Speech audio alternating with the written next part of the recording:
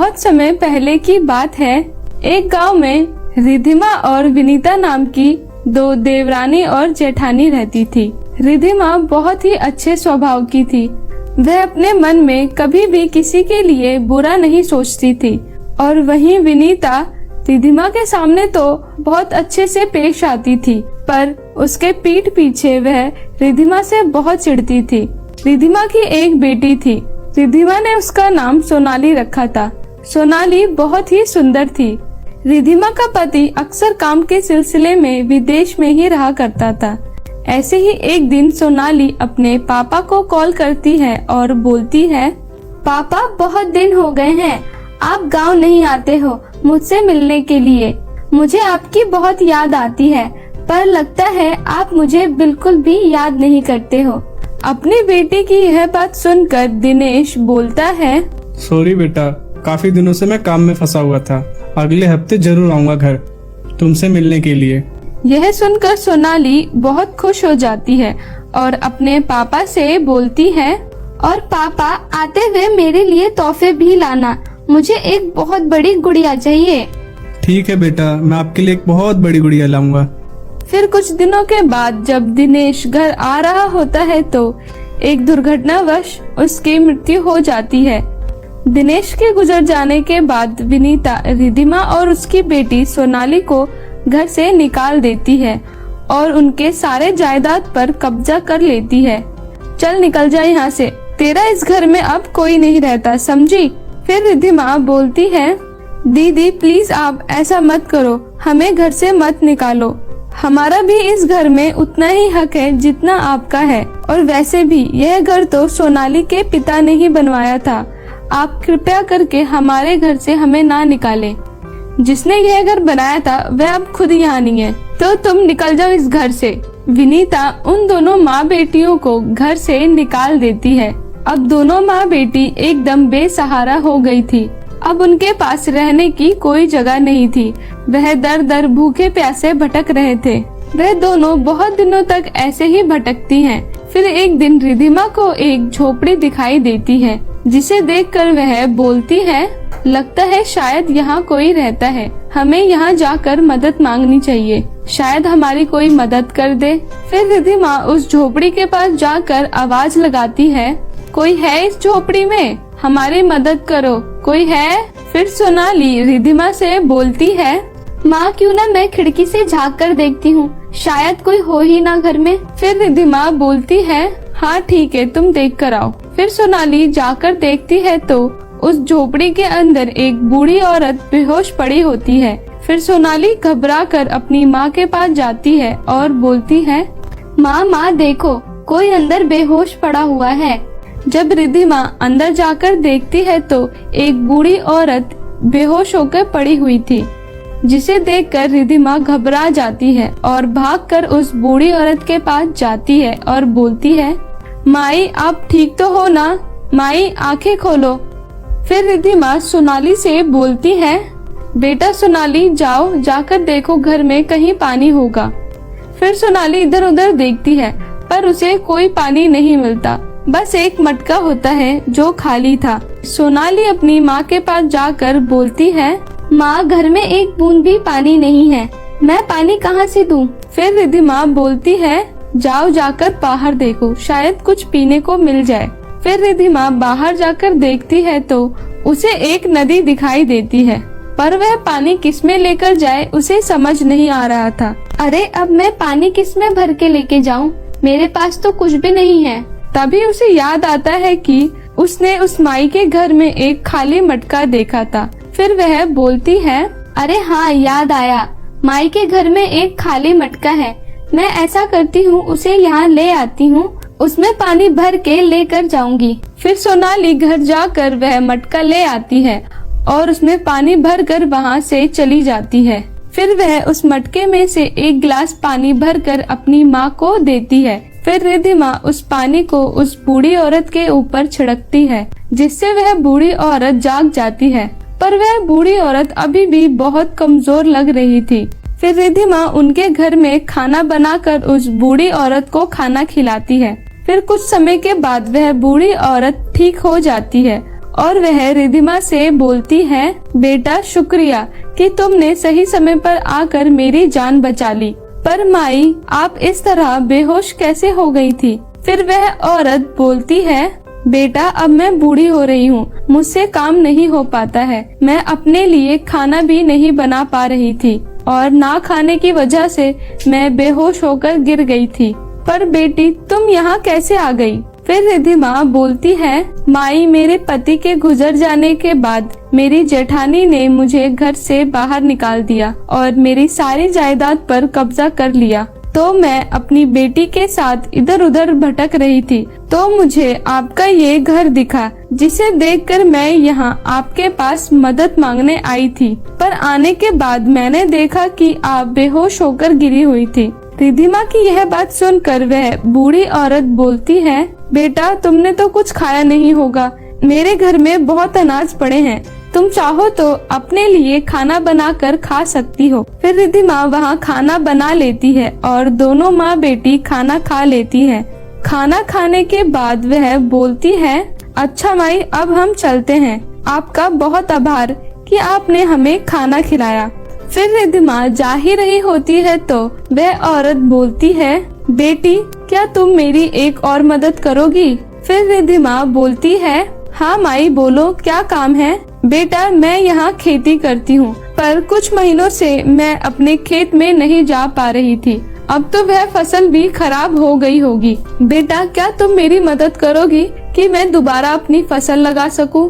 यह काम मुझसे अकेले नहीं हो पाएगा, तुम्हारी मदद से मैं अपना काम जल्दी जल्दी कर लूंगी। फिर रिधिमा बोलती है, ठीक है माई, हम आपकी मदद करेंगे। फिर रिधिमा और सोनाली दोनों मिलकर उस औरत के साथ खेती करने में उनकी मदद करते हैं और कुछ महीनों के बाद वह फसल तैयार हो जाती है। फिर रिधिमा उस माई से जाकर बोलती है, माई अब तो आपकी फसल तैयार हो गई है, अब हम चलते हैं। रिधिमा जैसे ही यह बात बोलती है तो वह बूढ़ी औरत एक परी में बदल जाती है, जिसे देखकर दोनों माँ बेटी हैरान हो जाती हैं। फिर वह परी बोलती है, रिधिमा मैं एक जादुई परी हूँ, मैं तो यहाँ तुम्हारे साथ रहकर तुम्हारी परीक्षा ले रही थी। और रिधिमा तुम सच में एक बहुत ही अच्छी दिल के इंसान हो, तुमने बिना कोई लालच और बिना कोई स्वार्थ के मेरी मदद करी और बिना कोई स्वार्थ के मेरी इतने महीनों तक मदद करी। इसीलिए मैं तुम्हारी सेवा से प्रसन्न होकर एक जादुई मटका देती हूँ।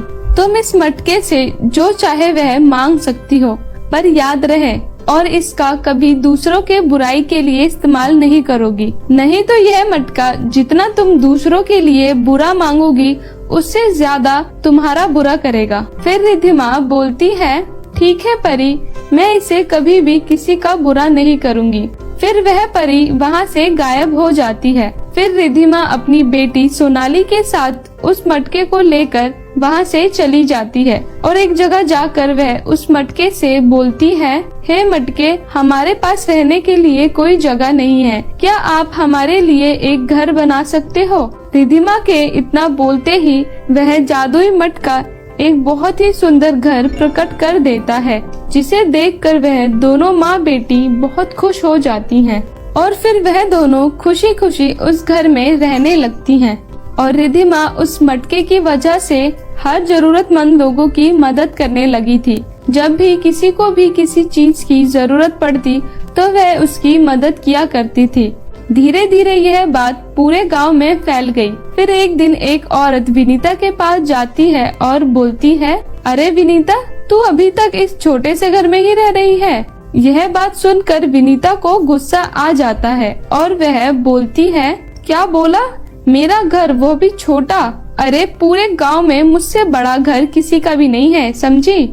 फिर वह औरत बोलती है, अरे वह तो पुरानी बात है, लगता है तुमने रिधिमा का घर नहीं देखा है, तभी तुम्हें गलतफहमी हो रही है। अरे तुम किस बेघर की बात कर रही हो? उसे तो मैंने खुद इस घर से निकाला है और उसके पास कहाँ से घर आने वाला है? वह तो खुद सड़क पर सोती होगी। शायद तुम्हें कोई गलतफहमी है, मुझे नहीं। अरे विनीता, अगर तुम्हें मेरी बातों पर भरोसा नहीं हो रहा है तो तुम खुद क्यों नहीं जाकर देख लेती हो? हमारे गांव के पुलिया के पास उसने अपना बहुत बड़ा घर बनाया है और तो और वह दूसरे लोगों की मदद भी करती है। अगर किसी को भी किसी चीज की जरूरत होती है तो वह उसकी जरूर मदद करती है। पूरे गांव में तो उसकी चर्चा हो रही है। भला तुम कौन सी दुनिया में रहती हो जो तुम्हें इसके बारे में नहीं पता। इतना बोलकर वह औरत वहाँ से चली जाती है। फिर विनीता सोचती है, अरे वो कहाँ इतनी अमीर होने वाली है, उसे तो मैंने घर से निकाल दिया था। भला उसके पास इतना बड़ा घर कैसे हो सकता है। ये औरत भी ना कुछ भी बोल रही है। मुझे वहाँ जाकर पता करना होगा कि आखिरकार माजरा क्या है। फिर विनीता वहाँ जाती है तो वह रिधिमा को देखकर चौंक जाती है और वह बोलती है, अरे ये तो सच में रिधिमा है, पर ये इतनी अमीर कैसे हो गई है। और इसे तो देखो, लोगों में पैसे भी बांट रही है। इसका तो मुझे पता लगाना पड़ेगा कि वह इतने सारे पैसे ला कहाँ से रही है। फिर विनीता रिधिमा पे नजर रखने लगती है और फिर वह एक दिन उसे मटके से कुछ मांगते हुए देख लेती है, जिसे देखकर वह बोलती है, अच्छा अब पता चला कि ये इतनी अमीर कैसे हो गई है। मुझे कुछ करना पड़ेगा ताकि ये मटका मेरा हो जाए। क्यों ना मैं इसको अपने घर बुलाती हूँ और फिर ये जब मेरे घर आएगी तो मैं चुपके से यहाँ आकर इस मटके को चुरा लूंगी। फिर विनीता अगले दिन रिधिमा के पास जाती है और बोलती है, रिधिमा मेरी बहन, मुझे माफ कर दो। मैंने तुम्हारे साथ बहुत बुरा व्यवहार किया था और तुम्हें घर से निकाल दिया था। मैं अपने किए पर बहुत शर्मिंदा हूँ। क्या तुम मुझे माफ कर सकती हो। फिर रिधिमा बोलती है, दीदी आप माफी मत मांगो, मैं आपको माफ करती हूँ। कोई बात नहीं, जो भी हुआ आप उसे भूल जाओ। फिर विनीता बोलती है, रिधिमा मैं जानती हूँ कि यह बोलना सही नहीं होगा, पर क्या तुम हमारे साथ उस घर में पहले की तरह रह सकती हो। अगर तुम उस घर में आओगी तो मुझे लगेगा तुमने मुझे माफ कर दिया। ठीक है दीदी, अगर आप यह चाह रही हो तो हम आपके साथ ही चलते हैं। फिर रिधिमा सोनाली के साथ अपने पुराने घर चली जाती है। फिर एक दिन विनीता मौका देखकर रिधिमा के घर जाती है और उस जादुई मटके को उठा लेती है और उस जादुई मटके को बोलती है, मटके मटके चल मुझे तू दुनिया की सबसे बड़े घर में ले चल और जहाँ सबसे ज्यादा धन दौलत हो, जहाँ जाकर मैं सबसे अमीर बन जाऊँ। फिर वह मटका उसे एक बहुत ही पुराने घर में पहुंचा देता है, जहां पर एकदम फटे हाल में वह पहुंच जाती है। अपने आप को इस हालत में देखकर विनीता गुस्सा हो जाती है और उस मटके पे भड़क पड़ती है। अरे मटका, तू ये मुझे कहाँ ले आया। मैंने तुझे अपने आप को सबसे अमीर जगह ले जाने के लिए बोला था और तू मुझे इस खंडर सी जगह में ले आया है। तूने मेरे साथ धोखा किया है, सबको पैसे बांटता फिरता है और मेरे से बचा हुआ भी छीन लिया।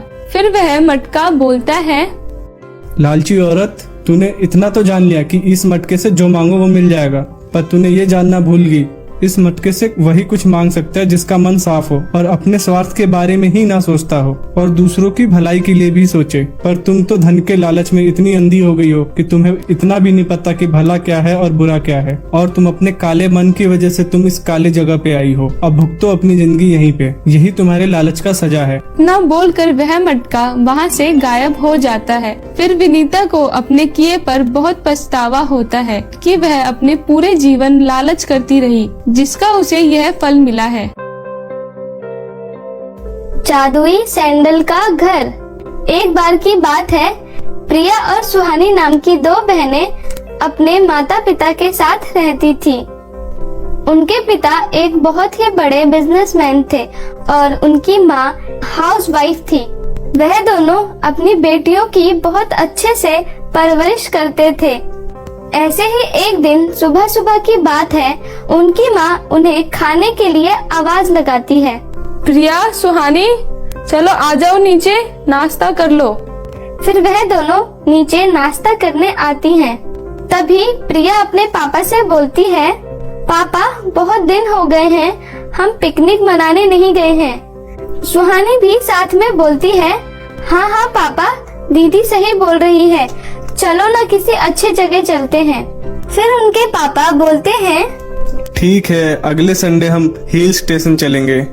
यह सुनकर उनकी माँ बोलती है, अरे नहीं नहीं, हिल स्टेशन छोड़कर कहीं भी चल लो, पर वहाँ नहीं जाना। कितनी ठंड होती है वहाँ पर। वह बिल्कुल भी अच्छी जगह नहीं है। फिर प्रिया बोलती है, अरे माँ चलो ना, वहाँ मजा आएगा, हम वहाँ पर स्केटिंग भी कर सकते हैं, चलो ना प्लीज।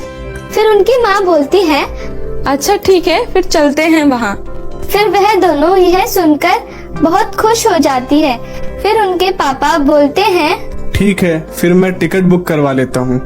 ऐसे ही 2 दिन बीत जाते हैं और संडे का दिन आ जाता है।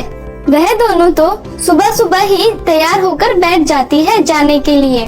फिर सुहानी बोलती है, माँ चलो जल्दी करो, हम लेट हो रहे हैं। तभी उनकी माँ बोलती है, अभी टाइम है। जरा देखो इन दोनों को, स्कूल जाने के नाम पे तो उठा ही नहीं जाता इनसे, और अभी देखो घूमने के नाम से सबसे पहले तैयार होकर बैठी हुई हैं दोनों। यह सुनकर फिर वह सब हंसने लगते हैं। उनके पापा बोलते हैं, चलो चलो अब चलते हैं। फिर वह सब हिल स्टेशन के लिए निकल जाते हैं। हिल स्टेशन पहुंचकर वह सब बहुत मजे करते हैं, खेलते हैं और स्केटिंग भी करते हैं। उनकी माँ जब स्केटिंग कर रही होती है तो उनका पैर फिसल जाता है और वह गिर जाती है। उनका सर एक पत्थर से टकरा जाता है, जिसके कारण उसी वक्त मृत्यु हो जाती है। उनके माँ के मृत्यु के बाद उनके पिता अपने आप को ही दोषी मानते हैं और इसी गम में वह बहुत शराब पीने लगते हैं। यह सब देख उनकी बेटियां भी उनके पास आ जाती हैं। तभी प्रिया बोलती है, पापा आजकल आप बहुत ज्यादा शराब पीने लगे हो। आपको पता है ना ये कितना ज्यादा हानिकारक होता है।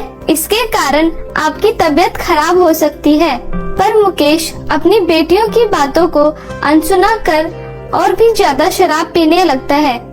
कुछ दिनों के बाद मुकेश अपनी पत्नी के गम में और भी ज्यादा शराब पीने लगता है, जिसके कारण उनकी बहुत ज्यादा तबीयत खराब हो जाती है और कुछ दिनों बाद उनकी मृत्यु हो जाती है। अब प्रिया और सुहानी दोनों अनाथ हो जाती हैं। फिर वह दोनों ही एक दूसरे का सहारा थी। ऐसे ही एक दिन उनके चाचा राजेश अपनी पत्नी रेखा के साथ उनसे मिलने आते हैं। फिर उनके चाचा उनसे बोलते हैं, बेटी तुम दोनों अकेले यहाँ क्यों रह रही हो? चलो तुम दोनों हमारे साथ हमारे घर में रहना, हम भी तुम्हारे माता पिता जैसे ही हैं। फिर प्रिया बोलती है, चाचा जी हम आपके साथ नहीं चल सकते। इस घर से हमारे माँ पापा की यादें जुड़ी हुई हैं। हमें उनकी ज्यादा कमी महसूस नहीं होती। फिर उनके चाचा बोलते हैं, पर बेटी तुम दोनों अकेले यहाँ कैसे रहोगी? चलो हमारे साथ, तुम्हें देखकर जूही और मीना वो भी खुश होंगी। नहीं चाचा जी हम नहीं चल सकते। अब अगले साल मेरा स्कूल भी खत्म हो जाएगा तो मैं पापा का बिजनेस संभाल लूंगी। अब मुझे अपनी घर की जिम्मेदारियों पर भी ध्यान देना है और सुहानी अभी छोटी है, उसका भी ख्याल रखना है। हम दोनों अपना ख्याल रख लेंगे चाचा जी। अच्छा ठीक है बेटा, अगर कभी भी तुम्हें कोई भी चीज की जरूरत होगी तो बेझिझक मेरे पास आ जाना। और हाँ, मैं अक्सर तुमसे मिलने आता रहूंगा।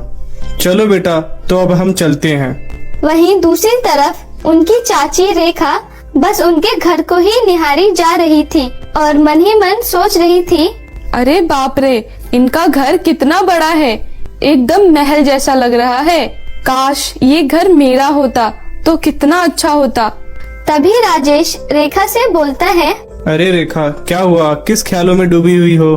अरे कुछ नहीं जी, बस मुझे बच्चों की चिंता हो रही है।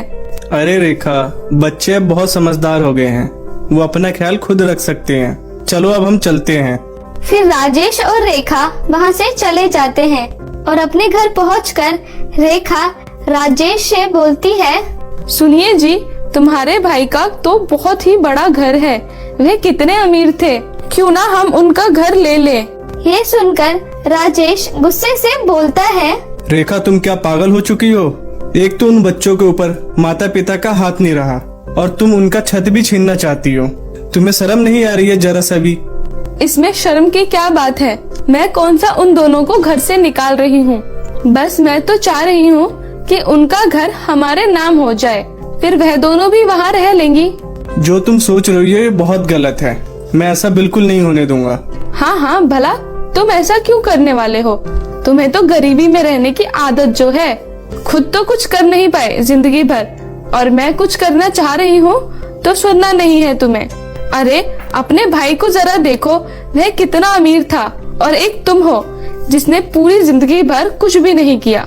ये सब सुनकर राजेश भी अपनी बीवी के बातों में आ जाता है और फिर वह धोखे से अपने भाई की सारी जायदाद हड़प लेता है और उस घर का मालिक बन जाता है। और कुछ दिनों बाद रेखा भी प्रिया और सुहानी को धक्के मारकर घर से निकाल देती है और अब वह दोनों एकदम बेसहारा हो गई थी। अब तो उनके पास ना कुछ खाने को था और ना ही कहीं रहने की कोई जगह थी। उन दोनों ने बहुत लोगों से मदद मांगी पर कोई भी उनकी मदद नहीं करता। वह दोनों भूखे प्यासे इधर उधर 3 दिनों तक भटकती रहीं। अब सुहानी की हालत बहुत ज्यादा खराब हो रही थी। वह प्रिया से बोलती है, दीदी अब मुझसे जरा सा भी चला नहीं जा रहा। मेरे शरीर में अब बिल्कुल भी ताकत नहीं बची चलने के लिए। मैं और नहीं चल सकती, मुझे माफ कर दो।